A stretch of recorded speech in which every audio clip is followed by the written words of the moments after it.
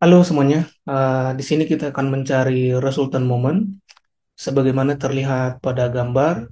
Yang ditanya itu adalah hitunglah resultant moment yang dihasilkan oleh gaya di titik O.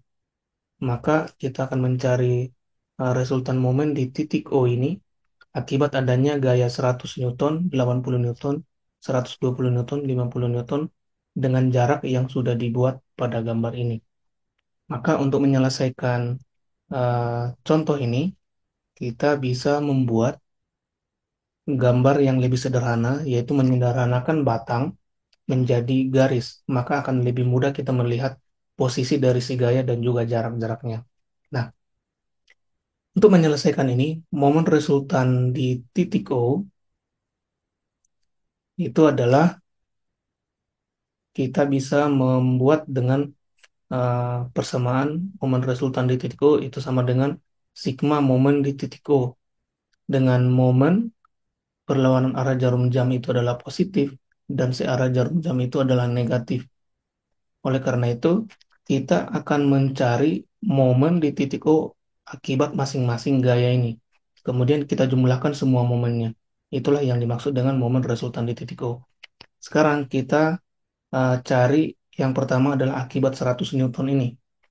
Nah, akibat 100 Newton dan jaraknya ke si titik O itu adalah 1 meter.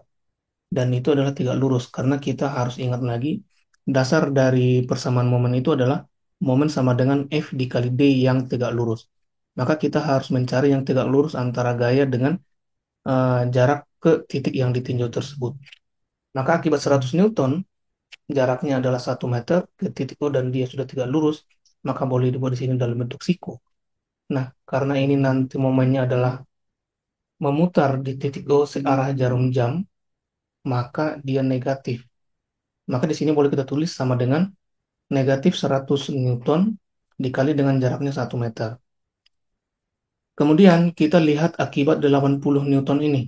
Nah, akibat 80 Newton ini, kita boleh ingat lagi aturan transmissibility dalam suatu gaya. Maka gaya di sepanjang garis gaya ini, itu besarnya sama. Berarti 80 Newton itu sama dengan di titik ini, sama dengan di titik O. Artinya dia tidak memiliki jarak yang tegak lurus terhadap si O karena gaya itu bekerja di titik O itu sendiri. Maka jaraknya nol. Oleh karena itu momen di titik O akibat 80 Newton itu adalah nol. Dan itu boleh kita tulis juga seperti ini. Karena tadi adalah sigma. Sigma itu adalah penjumlahan berarti kita bikin di sini positif 80 Newton dikali dengan jaraknya ke titik O adalah 0 meter. Itu artinya sama saja adalah nol. Kemudian akibat 120 Newton ini, nah 120 Newton itu kan gayanya di sini. Dia memiliki jarak yang tegak lurus terhadap si titik O. Ini seolah-olah kita panjangkan seperti ini. Nah, seolah-olah juga 120 Newton itu adalah di sini. Karena gaya di sepanjang garis gaya ini adalah sama. Maka yang tegak lurus terhadap si O adalah jarak ini ke sini, ke sini. Nah, kita ingin mencari panjang ini sampai ini, itu sama dengan kalau misalnya kita lihat di sini. Titik ini ke titik ini sama panjangnya dengan ini.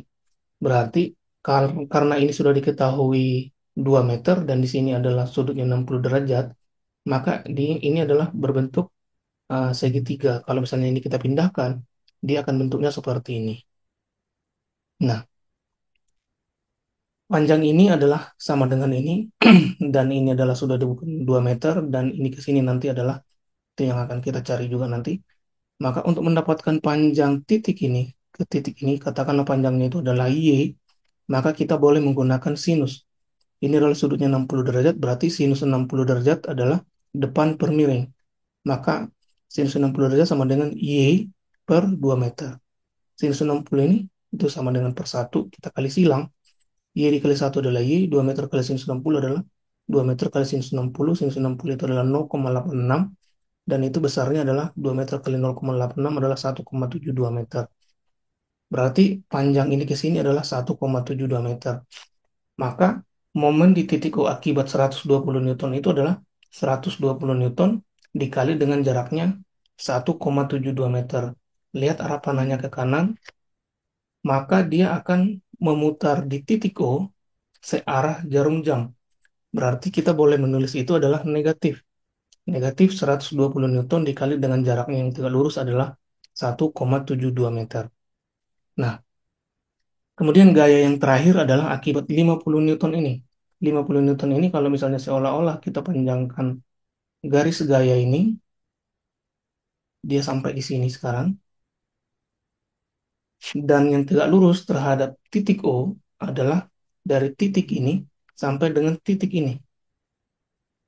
Jarak yang sudah diketahui adalah 1 meter, dari sini ke sini 1 meter, dari sini ke sini adalah 2,5 meter, berarti jarak ini ke sini adalah itu yang kita cari.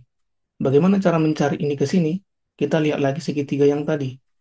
Ini 60 derajat, berarti untuk mendapatkan panjang ini ke sini adalah kita pakai cos. Kosinus 60 derajat itu sama dengan samping per miring. Katakanlah samping itu adalah X. Berarti X per 2 meter. Kosinus 60 itu sama dengan per 1. Kita kali silang. X dikali 1 adalah X. Maka X sama dengan 2 meter kali kosinus 60. Kosinus 60 itu adalah 0,5. Berarti 0,5 kali 2 meter itu adalah 1 meter. Berarti jarak ini ke sini adalah 1 meter. Total jarak dari titik O sampai ujung ini adalah 1 meter ditambah 2,5 ditambah 1 meter itu adalah 4,5 meter. Nah, kita lihat lagi arah panah yang 50 Newton itu adalah ke atas, berarti itu adalah seolah-olah dia memutari si titik O itu adalah berlawanan arah jarum jam, berarti positif. Positif 50 Newton dikali dengan jaraknya adalah 4,5 meter. Nah, sekarang ini semua kita lakukan penjumlahan. 100 Newton dikali 1 meter adalah negatif 100 Newton meter, ini adalah 0. Negatif 120 kali 1,72 adalah minus 206,4 Newton meter. Kemudian 50 Newton dikali dengan 4,5 meter itu adalah positif 225 Newton meter. Kemudian negatif 100 ditambah dengan negatif 206,4 itu adalah minus 306,4 ditambah dengan 225 Newton meter itu sama dengan negatif 81,4 Newton meter. Karena negatif ini adalah menunjukkan arah perputaran momen, maka kita boleh menulis seperti ini, 81,4 Newton meter dalam kurung CW atau clockwise. Clockwise itu artinya adalah searah jarum jam. CW itu sama dengan clockwise, searah jarum jam. Nanti kalau misalnya dia positif, itu boleh kita tulis CCW. Itu artinya adalah counter clockwise, itu artinya berlawanan arah jarum jam. Maka dengan demikian, momen resultan di titik O itu adalah 81,4 Newton meter dengan arah perputaran momen adalah searah jarum jam atau CW atau clockwise. Oke, demikian mencari momen resultan di titik O sebagaimana terlihat pada contoh masalah seperti ini. Apabila bermanfaat, jangan lupa untuk subscribe. Terima kasih.